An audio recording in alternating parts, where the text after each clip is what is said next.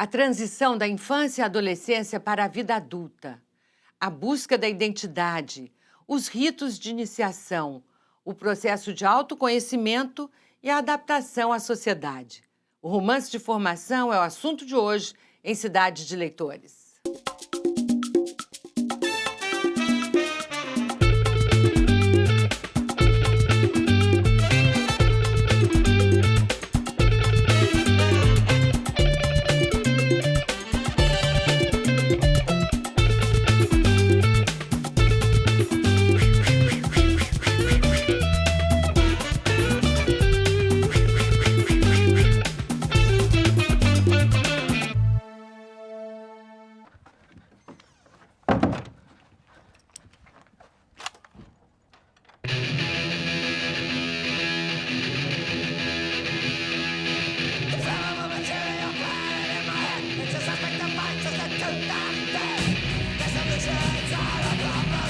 A transição da infância para a adolescência traz descobertas e desencantos que podem nos acompanhar para sempre. Não menos conturbada é a passagem da juventude para a vida adulta. O romance de formação tematiza esses percursos e pressupõe que, acompanhando a construção da identidade do protagonista, o leitor também alcance um aprendizado. No programa de hoje, vamos conversar com Antônio Carlos da Fontoura, diretor do filme Somos Tão Jovens, sobre o início da carreira do cantor e compositor Renato Russo e a criação da banda Legião Urbana. A trama, que aborda a adolescência do artista, mostra seus planos para se tornar o maior roqueiro do Brasil. Nós vamos conquistar o mundo. O aprendizado de um jovem que parte do interior de Minas Gerais para o Rio de Janeiro em busca do seu futuro é o argumento do livro Aventuras de Rapaz, de Elias Fajardo.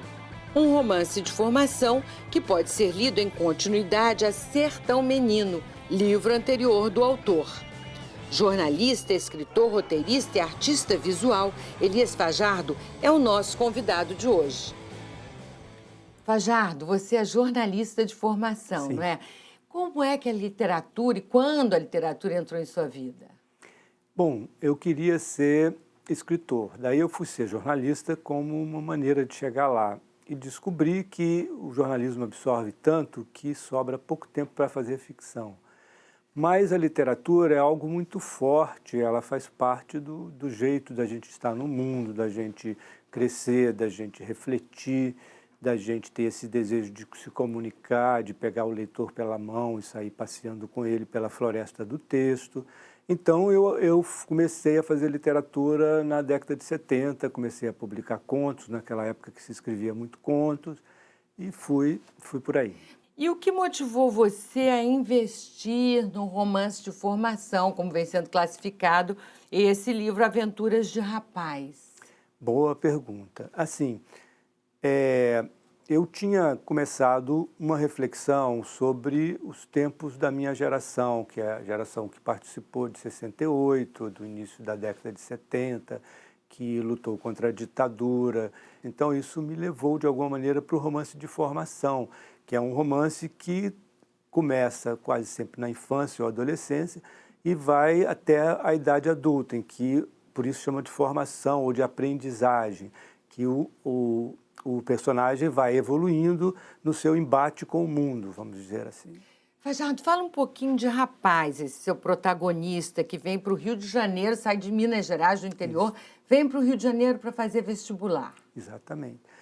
O Rapaz eu escolhi de propósito que ele não tivesse um nome, é Rapaz com letra maiúscula para personificar esse cara. Quer dizer, esse cara não é interessante porque se identifica comigo, mas sim com milhares de rapazes sonhadores e ingênuos de Mineiros ou de Santa Catarina, de onde era, que vinham para cá. Então ele é um cara que está no limiar de uma grande transformação, né? Quer dizer, a gente quando é jovem, a gente acha que o mundo é muito pequeno para a nossa ambição, para o nosso querer. E de repente a gente percebe, quando a gente vai ficando adulto, que o mundo é enorme, muito complexo, difícil de ser manejado. E que ainda tem tempo, né? Porque o jovem também tem uma urgência para tudo, né? Uma característica bem forte do adolescente, né? Claro, claro. Aí a gente vai aprendendo a ter paciência, isso que você falou, o tempo é um critério maravilhoso. Então esse personagem era um personagem que o rapaz se metia em tudo. Ele ia para os shows, a opinião, ele ia para os teatros, então isso, ele ia para a praia, ele ia para tudo que acontecia, para a política. A vida ali na Glória, no Rio de Janeiro todo, Santa Teresa tem muito no livro. Quer dizer, o Rio de Janeiro, ele é mais do que cenário, ele é quase um protagonista. personagem. Ele é de uma maneira um protagonista, claro, porque era um Rio muito suave e gentil quando eu cheguei aqui, em 65, em que as coisas, por um lado, ainda eram mais possíveis, por outro lado, havia a repressão, mas era uma cidade gentil, linda, como ainda é hoje, cheia de facetas e cheia de deslumbramentos, cheia de possibilidades de descoberta para esse rapaz. Muito bem. E o romance também tem muita música. Isso. Tem trechinhos de música, de repente a gente está lendo e se vê cantando. Eu me peguei cantando várias vezes, porque são músicas conhecidas. Que efeitos você quis atingir com isso? O romance é uma espécie de colagem de tudo que eu vivi, que passou por mim, e que meus colegas de geração também passaram. Então, tem a música de protesto, tem a música do Caetano, tem a virada para o tropicalismo, tem ditados populares, tem gírias, tem coisas. Ao fazer essa colagem, a gente tenta jogar um pouco a vida dentro da ficção, de alguma maneira. Então, como você falou, o processo de aprendizagem de rapaz é emoldurado pelo clima de rebeldia, né, desse período marcado pela ditadura militar.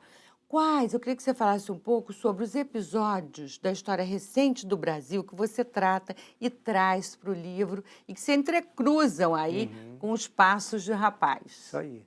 Tudo começa, Leila, mais ou menos com o crescimento do movimento estudantil. Quer dizer, o movimento estudantil, depois do golpe de 64, ele deu uma recuada e depois ele voltou como uma vanguarda da rebelião, como você diz. Então, o movimento estudantil vai crescendo e o rapaz vai passando por esses episódios, que são a invasão do campo de Botafogo e a repressão sobre os que estavam lá, as ali passeatas, na UFRJ. Na UFRJ, campus da UFRJ. exatamente, entre Botafogo e a URCA.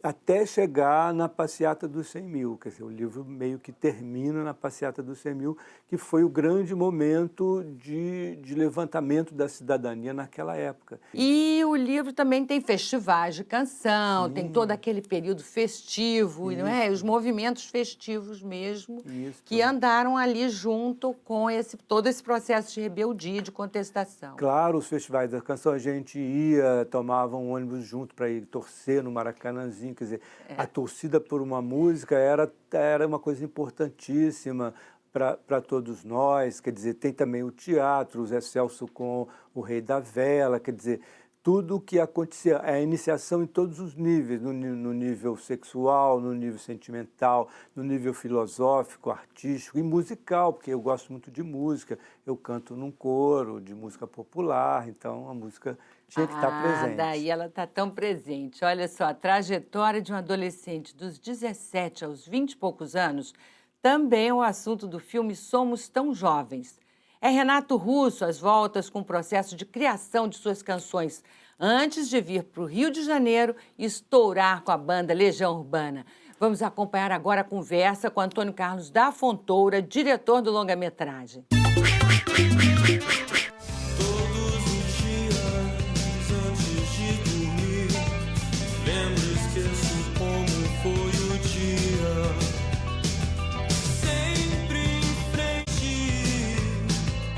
Através de versos como este, Renato Russo conquistou uma legião de fãs Brasil afora.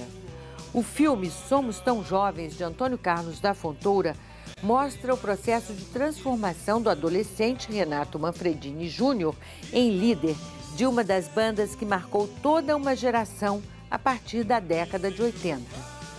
Para contar essa história, o diretor, que também é co-roteirista e coprodutor do projeto, trabalhou com muito cuidado em todas as fases de pré-produção até chegar à versão definitiva do longa Somos Tão Jovens.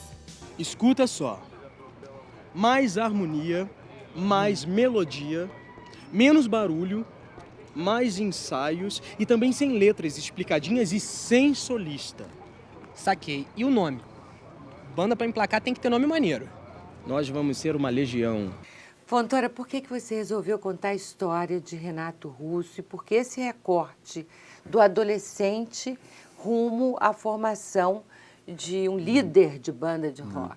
Bom, na verdade, eu teria a vida inteira dele à disposição. Quando me concederam os direitos de imagem do Renato, não tinha um período pré-determinado. Mas eu quis fazer a história de um rapaz, de um adolescente, que sonha que vai se tornar um astro de rock e que consegue concretizar esse sonho. Eu achei que isso era uma coisa mais jovem, mais rica, mais bonita, mais alegre. Eu achava que uma vida inteira era muito grande para caber num filme, mesmo a vida de alguém que só viveu 36 anos.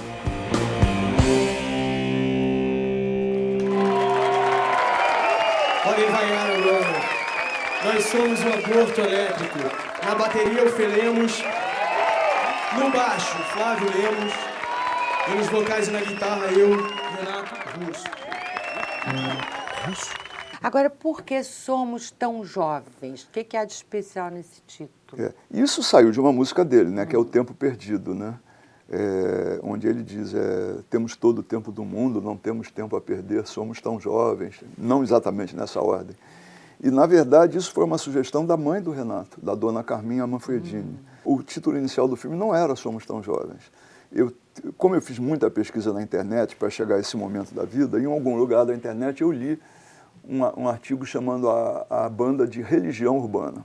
Então, o título inicial do filme seria Religião Urbana. Um dia a dona Carminha me chamou para um jantar, veio de Brasília e disse, meu filho, eu faço tudo para lhe ajudar nesse filme, mas você, por favor, muda o título do filme. Porque o Renato disse que o meu filho detestava essa... ele achava, quando chamava a banda de Religião Urbana, ele ficava furioso. Ele dizia, mas eu não sou pregador, eu não estou aqui para pregar coisa nenhuma, eu estou aqui para trazer minha poesia, minhas ideias, o que eu sonho, o que eu sinto, mas eu não quero liderar nada.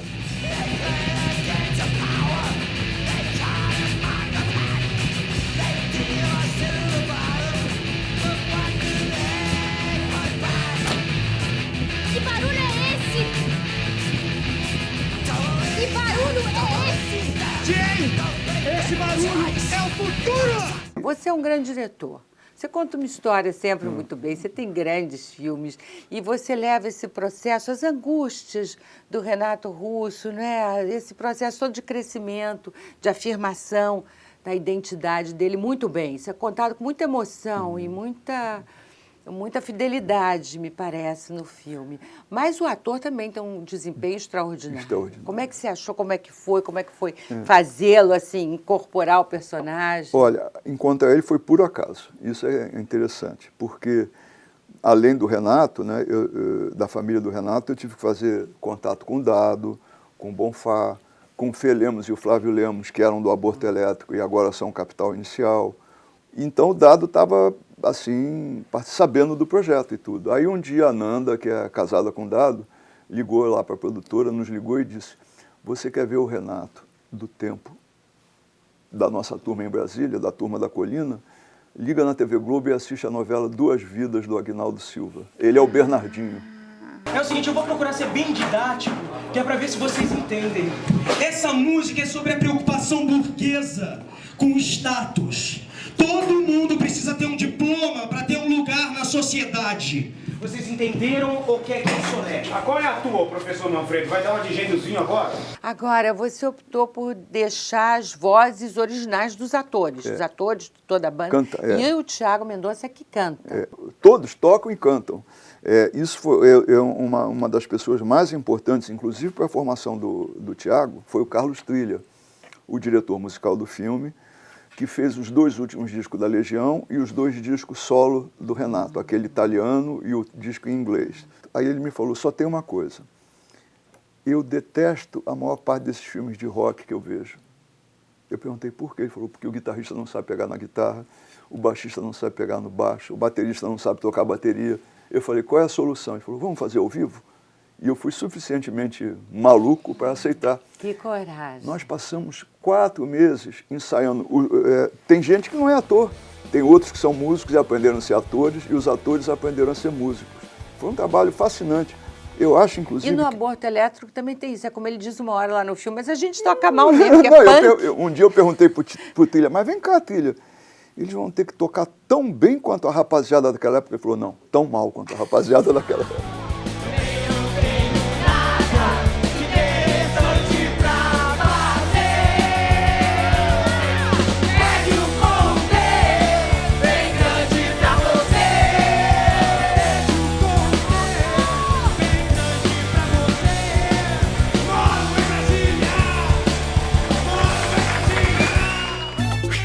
Próximo bloco. Eu sou de uma geração que a gente queria, como você falou, queria transformar o país também. E ainda... Aí o Bonfá falou, ou a gente fazia música ou se matava.